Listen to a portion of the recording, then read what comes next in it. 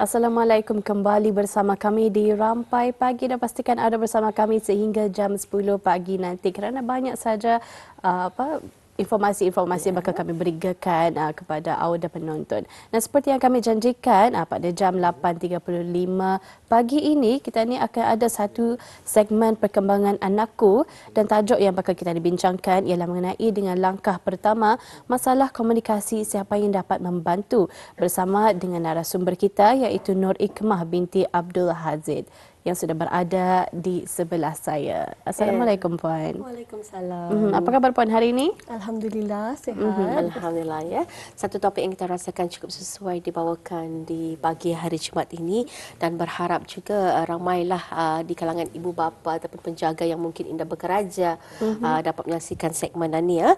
Segmen perkembangan anakku bersama dengan jurupulih pertuturan dan juga bahasa.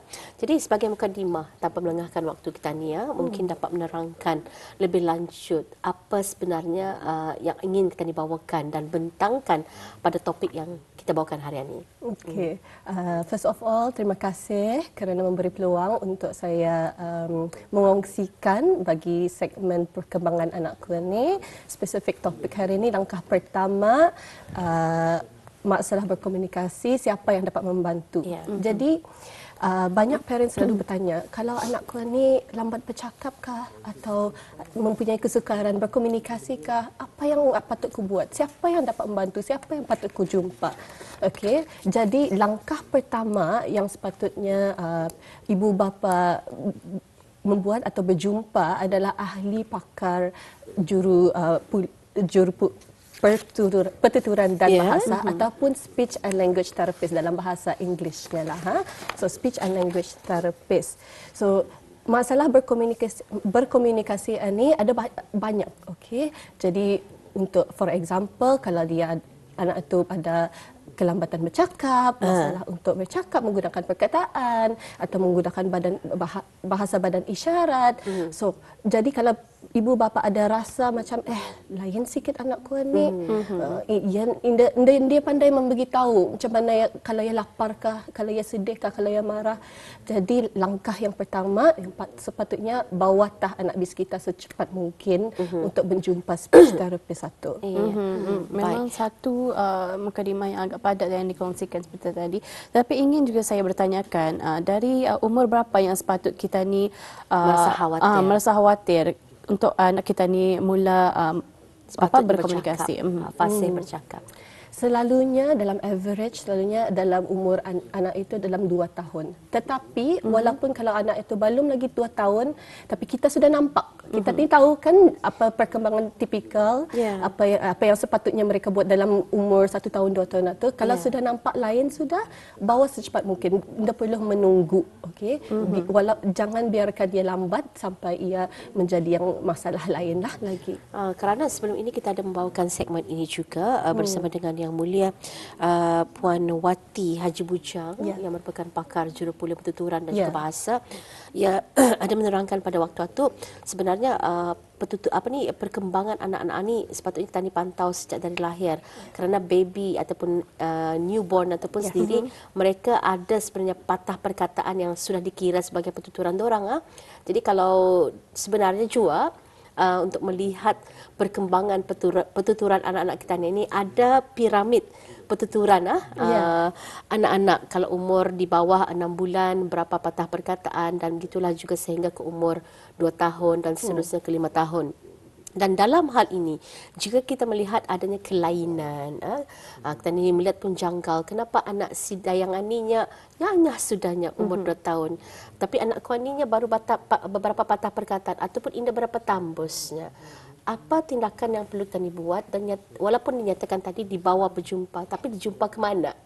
Mungkin dapat diterangkan lagi. Okey. Jadi ahli pakar jurupulih speech and language therapist ni kita ni boleh kita boleh mencari sama ada dalam sektor awam ataupun sektor swasta. Okey, sektor awam tu public lah, basically Child Development Center atau CDC yang lebih dikenali sebagai CDC. Okey, ataupun kalau arah sektor swasta ada 2 tempat yang kita boleh berjumpa lah. Kalau kita akan berjumpa CDC, okey, pakar dari CDC, kita boleh membuat appointment dari klinik yang berdekatan lah. Okey, kita boleh cakap, okey, aku mau anak aku ni kena refer berjumpa dengan pakar dari CDC. Okey. Kalau di sektor swasta, kita boleh terus menghubungilah tempat yang sektor swasta itu yang kedua-duanya tu. Ingin je saya ketahui apakah faktor-faktor yang menyebabkan anak-anak ini lambat sebenarnya untuk berkembang dan bercakap dengan fasih. Kalau bercakap mengenai faktor itu banyak. Okey. Seperti segmen yang Puan Wati mention during the last segment itu, perkembangan itu pun satu kanak-kanak perkembangan tidak sama dengan satu perkembangan anak-anak yang lain. Okey. Jadi faktornya mungkin anak itu ada seperti yang paling popular masa ni lah, autism for example, ataupun mungkin dia saja lambat bercakap saja, ataupun dia ada cognitive difficulty for example. Okey. So banyak faktor-faktornya.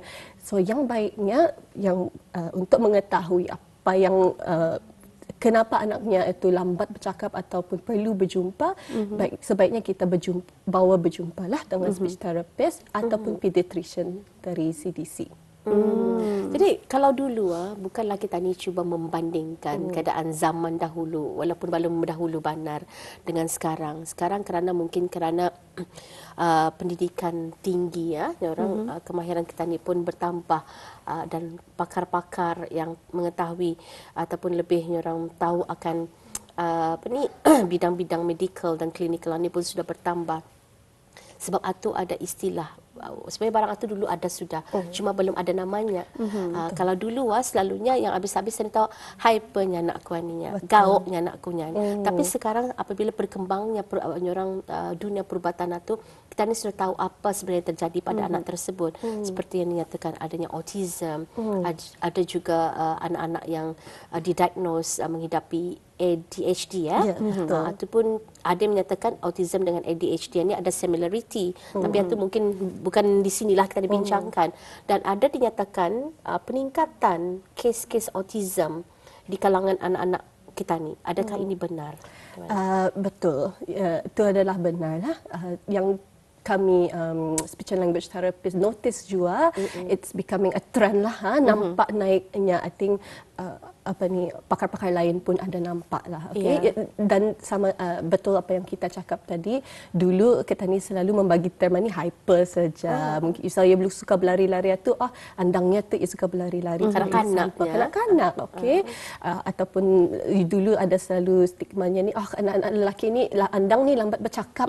Ya, betul. Okey. So tetapi masa ni sebab orang banyak lagi lebih mengeducate diri dorang, okey. There's a lot of resources banyak di luar sana, dari journal, kadang arah YouTube pun kita boleh melihat, okey. So that's why masa ni orang lebih peka dengan apa yang sekiranya red flag satulah, autism for example, or red flags of ADHD atau, okey. Dan sebab itu juga nampaklah trend naik itu sebab banyak ibu bapa membawa ke arah pakar yang tertentu yang, dan bagi saya itu adalah paling penting lah. Merupakan supaya tindakan yang baiklah sebenarnya.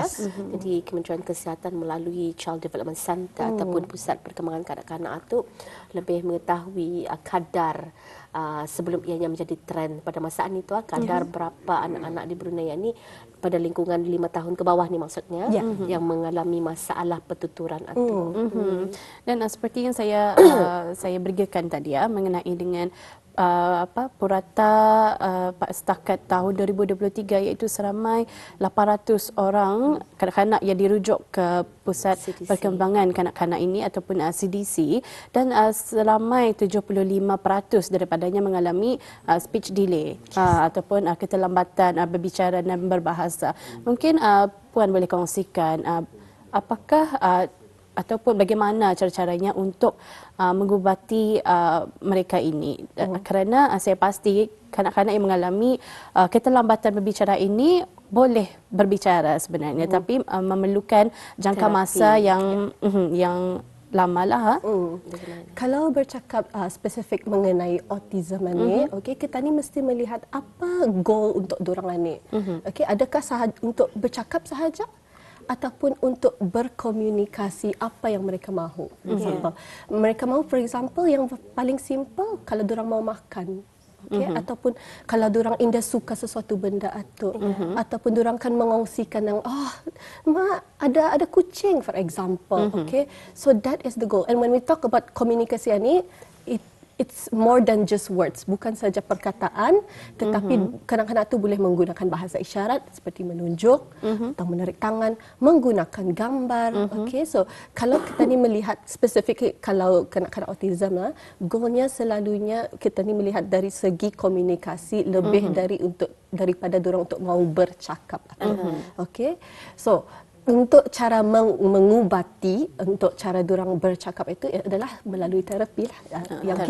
Yang kita cakap juga tadi akan mengambil masa yang lama depending on the child. Okay, like I said tadi, satu kanak-kanak indah sama satu yang lain, so tidak dapat di-compare dengan perkembangan. Jadi itu mungkin kepada kanak-kanak yang sudah didiagnos menghidapi autism ataupun ADHD, tetapi bagaimana pula keadaannya dengan anak-anak yang normal tetapi mempunyai masalah pertuturan ani.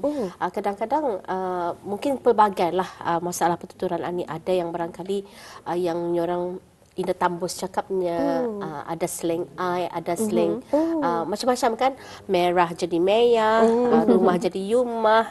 Itu contoh-contoh. Adakah itu dikategorikan sebagai speech delay ataupun masalah pertuturan di kalangan kanak-kanak? Yes, betul. Itu adalah di kalangan speech delay lah.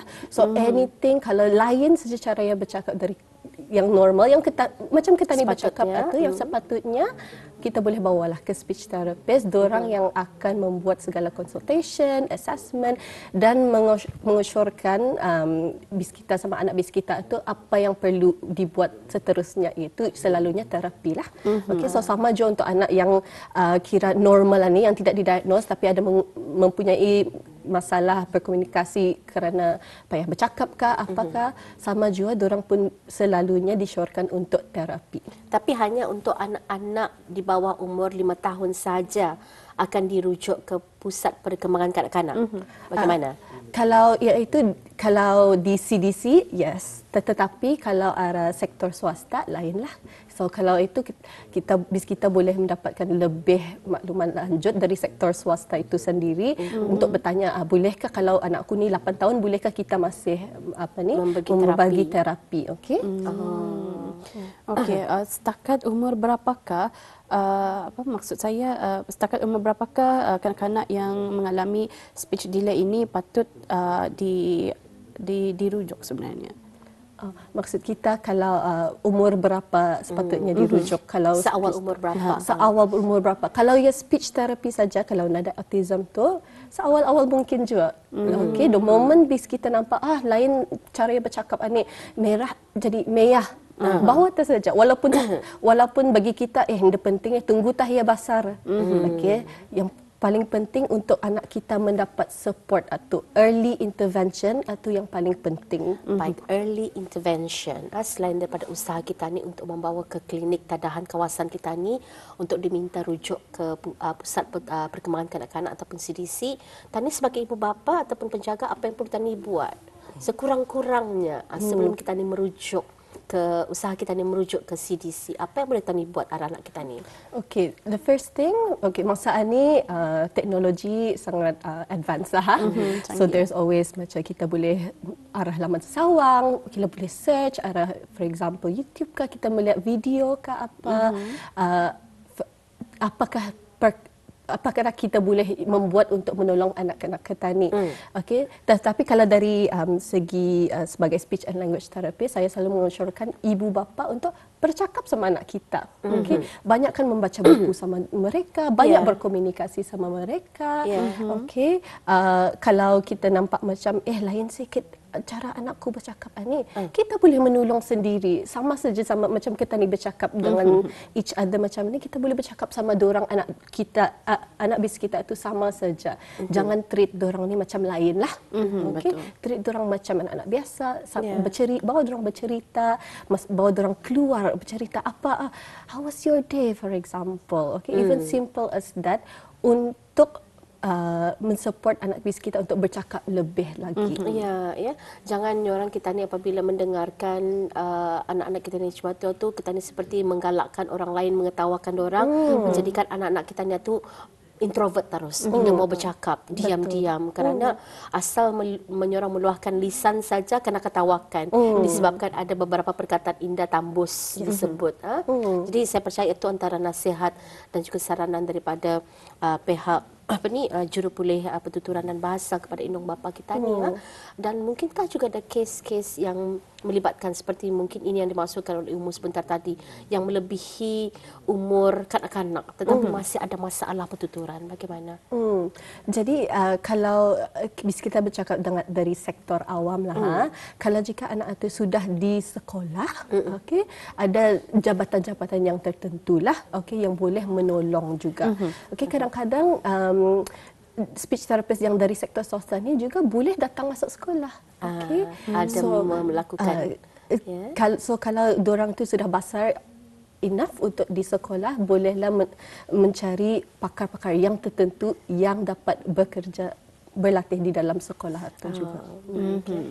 Dan bagaimana pula dengan kanak-kanak yang sebenarnya saya ada seorang kenalan, anaknya menghidap didiagnos sebagai autistik ataupun ASD, dan anak ini dia tidak bercakap, non-verbal, tetapi dia mengeluarkan suara sebenarnya. Adakah itu dikenali sebagai speech delay ataupun ada harapan sebenarnya untuk anak ini sembuh sebenarnya, boleh bercakap?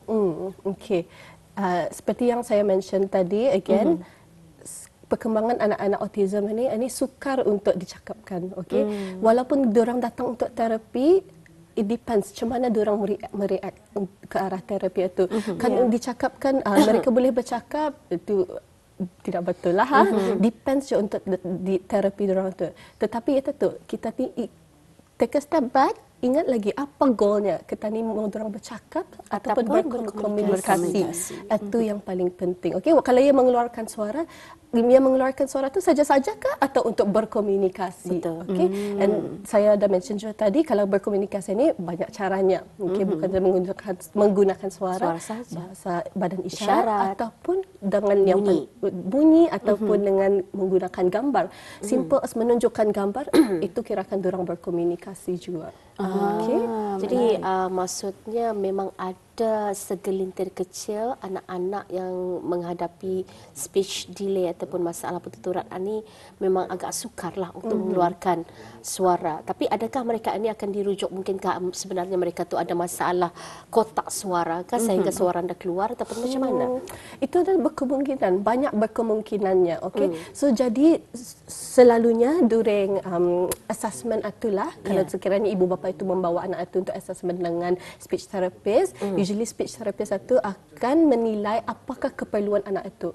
Adakah sahaja adakah anak itu memerlukan speech therapy saja ataupun memerlukan yang lain ni. Okey. Kalau kalau speech therapist itu menilai anak ini perlu terapi dengan dijumpai oleh ahli pakar yang lain. Okey, speech therapist ni yang akan merefer ibu bapa itu untuk menjumpai ahli pakar yang lain. So ahli pakar yang lain including macam occupational therapist, physiotherapist, psychologist. Okay, so banyak lagi ahli pakar yang lain. Jadi saya juga ingin menekankanlah, kalau anak itu ada kesukaran untuk bercakap atau bertutur, doesn't mean itu tak saja ya masalahnya. Berkemungkinannya ada masalah yang lain. So during assessment itulah jurupulih itu selalunya akan menilai dan akan merefer ke arah orang yang tertentu. Baik, ya. Mungkin untuk akhirnya ada rumusan yang ingin disampaikan sekali lagi ke mana sepatutnya kita tuju jika bis kita selaku indung, bapa dan penjaga mengetahui anak bis kita ada masalah dalam pertuturan. Silakan. Okey, so yang saya sebutkan tadi yang paling penting adalah untuk berjumpai dengan ahli pakar yang tertentu. So kalau bagi pertuturan dan percakapan, jumpalah speech and language therapist, okey, sama ada di sektor awam, CCDC ataupun di sektor swasta, kita boleh mengetahui lebih lanjutlah di laman sesawang itu. Okey, dan saya juga menekankan dan yang ahli profesional yang bis kita berjumpa ini make sure diorang itu qualified dan certified. Okey, mempunyai kelayakan yang bertentu dan certified dengan Allied Health Profession Brunei Darussalam, di negara Brunei Darussalam. Sebab ahli profesional ini, kalau diorang kan berlatih di negara Brunei Darussalam, bukan saja-saja, bukan diorang kan mengambil course yang short saja, sekali diorang boleh cakap, oh aku ni speech and language therapist. Tidak boleh. Mesti certified juga, yes, mesti diiktirafkan oleh Allied Health Profession negara Brunei Darussalam ini. Okay. Baik, terima kasih kita ucapkan kepada Yang Mulia Puan Nur Ikmah binti Abdul Haziq, Jurupoli Pertuturan dan Bahasa Kementerian Kesihatan. Ruang dan masa yang diberikan bersama kita ini dirampai pagi menerusi segmen perkembangan anakku. InsyaAllah kita akan berjumpa lagi mungkin 2 minggu akan datang lagi bersama dengan segmen ini. Saya tidak sabar sebenarnya apa ilmu baru lagi yang boleh tanya perolehi melalui segmen ini. Terima kasih. Assalamualaikum. Terima kasih. Waalaikumsalam.